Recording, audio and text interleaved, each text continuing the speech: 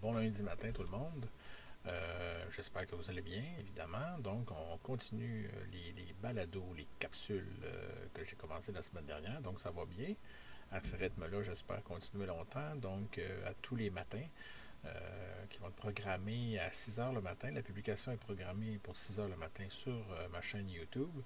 Et après, là, lorsque j'ai le temps, je la partage sur Facebook. Mais si vous voulez les voir avant tout le monde, ben, abonnez-vous à ma chaîne de YouTube. Ça va être plus rapide.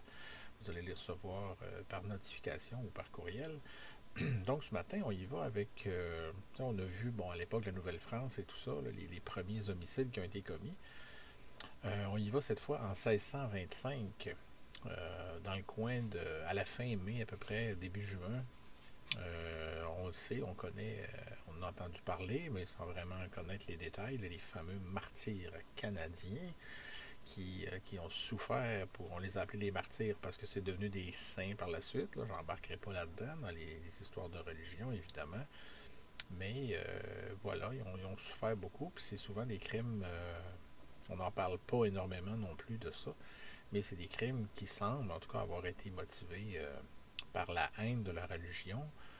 Ici, je parle évidemment des Iroquois, donc ils ne voulaient pas être coloniser ou se laisser embarquer, si on veut, dans une autre croyance et tout ça. Donc, il y a beaucoup d'homicides qui ont été commis dans ce sens-là. En 1625, évidemment, c'est le père Nicolas Viel qui a été victime d'un homicide. Et il est parti, alors je n'ai pas scruté tous les détails, mais évidemment, on ne sait pas aussi détaillé qu'un crime commis aujourd'hui, par exemple. Mais il est parti en direction de Québec. Et on a retrouvé son corps le 25 juin 1625 à Sault-au-Récollet. On a retrouvé le corps aussi un de ses accompagnateurs qu'on croit être un Amérindien du nom de Hansik, qui s'écrit pareil là, que le quartier Hansik à Montréal aujourd'hui. Donc voilà. Ce qu'il y a de particulier avec l'homicide du père Viel, c'est que, évidemment, ça n'a jamais été résolu. C'est pas comme les deux premiers qui sont peut-être pas passés devant la justice officiellement, mais qu'on sait à peu près qui était derrière ça. Mais là, allez donc savoir lequel, s'ils ont été assassinés par des Iroquois, donc lequel est le coupable. Évidemment, on ne l'a jamais retrouvé.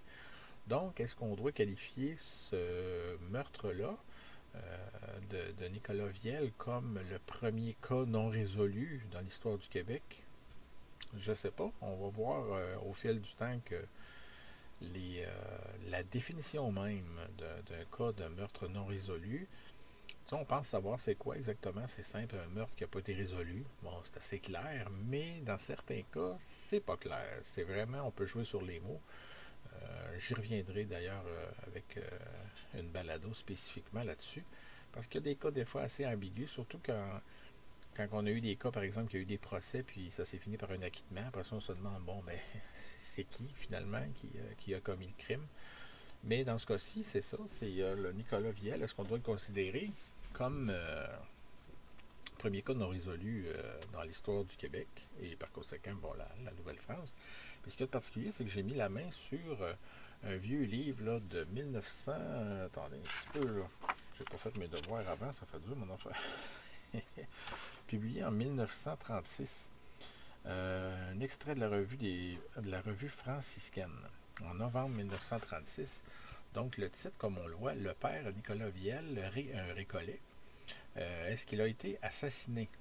Bon, ben là, on donne le punch tout de suite. On répond dans le titre même du livre, oui, il a été assassiné. Donc, il n'y a pas de suspense là-dedans. Évidemment, c'est un tout petit livre, là, comme vous l'aurez remarqué. Dans les années 30, il s'en publiait beaucoup des comme ça. Donc, ce livre-là, c'est peut-être d'ailleurs un des premiers livres publiés au Québec qui parle de cas non résolus. On sait qu'il n'y en a peut-être pas énormément, mais il y en a eu plusieurs par la suite, bon, avec toutes sortes de qualités, évidemment. Donc, j'ai pas, pour être honnête, j'ai pas lu celui-là, mais je vais le lire éventuellement pour faire ma rubrique concernant mon projet de répertorier les homicides au Québec. Donc, est-ce que c'est un cas non résolu? Parce que on est porté des fois à dire qu'un cas non résolu, que tout ce qui est les crimes qui ont été commis par les Amérindiens à l'époque ne comptent pas. Mais officiellement, vu qu'on n'a jamais trouvé l'agresseur, et c'est sûr que là, en 1625, pardon, c'était bien avant l'établissement du Conseil souverain, donc il n'y avait pas vraiment de justice, de système judiciaire établi encore en Nouvelle-France. Mais quand même, on va voir aussi que dans les prochains jours, il y a d'autres missionnaires qui ont été victimes comme ça et torturés même. Bon, voilà. Fait que ça rentrerait aussi, si on revient au CCM3 dont j'ai parlé dans les jours précédents, si on se fie au CCM3, ça reviendrait à un homicide cautionné par un groupe. Parce que, bon, même ils ont pu être plusieurs à tuer Nicolas Viel, bon, à le frapper et tout ça. Donc c'est assez évidemment, on manque de détails là, pour avoir une classification honnête et précise. Mais quand même, on sait que les Iroquois, tout ça, c'est un groupe et ils se battaient dans le même sens. Donc c'est cautionné par un groupe. C'est pas un individu qui s'est motivé avec le temps à dire bon ben moi je veux tuer absolument le père Viel. Donc c'est une motivation de groupe, un effet d'entraînement, mais qui a quand même duré plusieurs années parce qu'ils ont tué plusieurs prêtres. Là, vous en savez même peut-être plus que moi. Là. Les plus vieux étudiaient beaucoup cette partie-là de l'histoire à l'école dans leur jeunesse, là, les saints martyrs canadiens.